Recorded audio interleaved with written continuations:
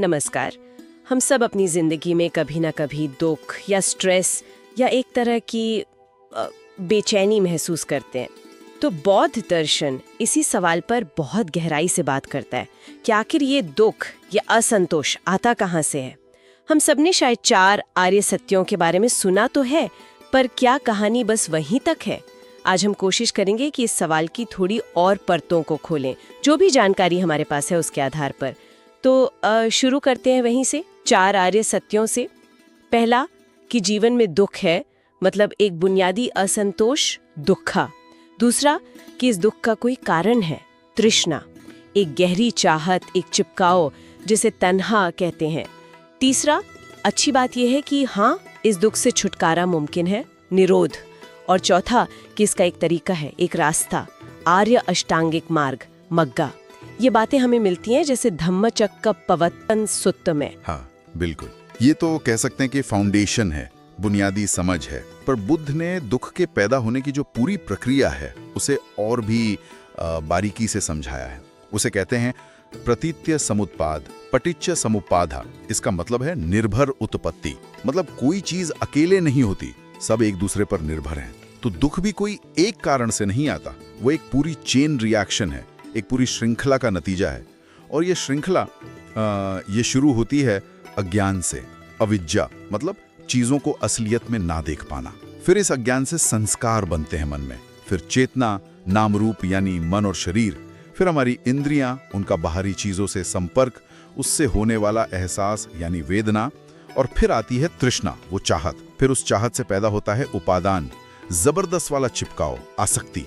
और ये सब मिलकर भव, जन्म, बुढ़ापा, मृत्यु, शोक, निराशा, इस पूरे चक्र तक ले जाता है। तो मतलब मूल बात यह है कि दुख एक इंटरकनेक्टेड प्रोसेस है, और इसकी जड़ में क्या है? अज्ञान, असलियत को ना समझना। अच्छा, तो ये पूरी चेन रिएक्शन जो है वो अज्ञान से शुरू हो रही है, अविद्या से। लेकिन क्या जड़ें क्या इससे भी गहरी हैं? कुछ 3 मूल विषयों का भी जिक्र आता है, ये क्या है? बिल्कुल, हाँ। बौद्ध दर्शन मानता है कि इस पूरी प्रक्रिया के पीछे 3 बुनियादी मानसिक जहर हैं। क्लेश, आप इन्हें मन का वायरस समझ सकते हैं, जो दुख को बार बार पैदा करते रहते हैं। जैसे अंगुत्तर निकाय जैसे ग्रंथ बताते हैं, ये 3 हैं। एक, लोभ, मतलब लालच, किसी चीज को पाने की जबरदस्त इच्छा, आसक्ति।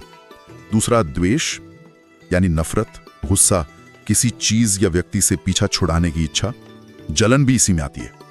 और तीसरा, मोह, यह है भ्रम, चीजों की असलियत को ना देख पाना। और इसमें सबसे अहम है अनित्यता, कि सब कुछ बदल रहा है, कुछ भी परमानेंट नहीं है। और अनात्मा, कि कोई एक ठोस, स्थायी मैं या आत्मा जैसी चीज नहीं है, इस बात को न समझ पाना। हम एक झूठे मैं से चिपके रहते हैं। ये तो हजारों साल पुरानी बातें हुई, पर आज की जिंदगी में ये कैसे दिखती हैं? क्योंकि आजकल का दुख सिर्फ कह लीजिए भूख का या शारीरिक दर्द का नहीं है। आजकल तो टेंशन है, एंजाइटी है, वो फोमो, कुछ छूट ना जाए इसका डर, दूसरों से तुलना करना, बर्नआउट, ये सब भी तो दुख ही है। बिल्कुल सही कहा आपने। आज के जमाने में ये 3 जहर, लोभ, द्वेष, मोह, शायद और भी साफ दिखते हैं।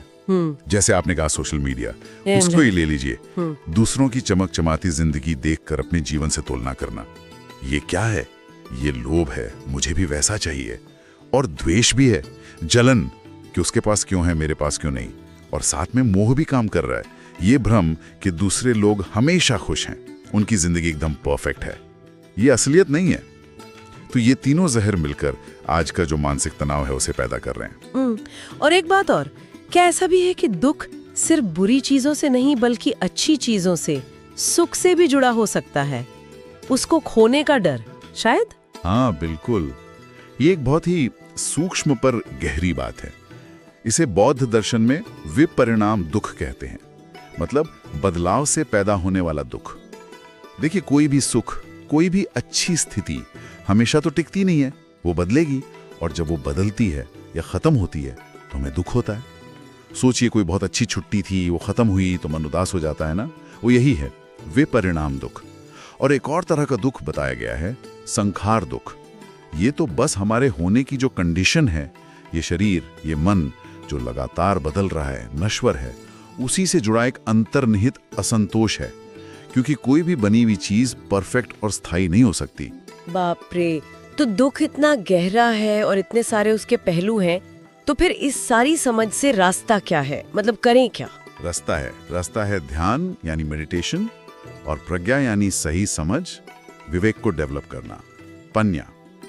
ध्यान से क्या होता है? ध्यान हमें सिखाता है कि हम अपने अंदर जो भी उठ रहा है, विचार, भावनाएं, खासकर दुख, उसे बिना रिएक्ट किए बस देखना सीखें, एक साक्षी की तरह। उससे हमें स्पेस मिलता है, हम भावनाओं में बह नहीं जाते हैं। और प्रज्ञा यानी विवेक हमें ये समझने में मदद करती है कि ये जो दुख के मूल कारण हैं, तृष्णा और अज्ञान, ये कोई हमारी किस्मत नहीं है, ये आदतें हैं, मानसिक पैटर्न्स हैं, और अभ्यास से, समझ से इन्हें कमजोर किया जा सकता है, बदला जा सकता है। प्रज्ञा से ही हम अनित्यता और अनाथ को सिर्फ पढ़ते नहीं, बल्कि सच में अनुभव करना शुरू करते हैं। अच्छा, तो मतलब बुद्ध ने सिर्फ ये नहीं बताया कि हाँ भाई जीवन में दुख है, उन्होंने तो पूरा मैप दिया कि दुख आता कैसे है, उसके कारण क्या है, और फिर उससे निकलने के औजार, तरीके भी दिए। यानी 4 आर्य सत्यों से भी आगे एक गहरी समझ है इसमें।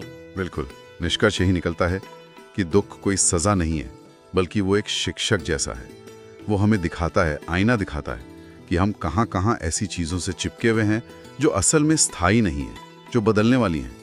अगर हम इस इशारे को पकड़ लें, इस टीचिंग को समझ लें, तो यही समझ हमें चिपकाव से, आसक्ति से और आखिर में दुख से मुक्त होने की तरफ ले जा सकती है। और जाते जाते एक विचार छोड़ जाते हैं सबके लिए। अगर दुख का इतना गहरा नाता हमारी अपनी अंदर की प्रक्रियाओं से है, हमारे लोभ, द्वेष और मोह से, तो क्या बाहरी परिस्थितियों को बदलने की जो हमारी अंतहीन कोशिशें रहती हैं, उनके साथ साथ या शायद उनसे भी ज्यादा अपनी अंदरूनी प्रतिक्रियाओं को, अपने नजरिए को समझना और बदलना, क्या ये ज्यादा टिकाऊ रास्ता नहीं हो सकता?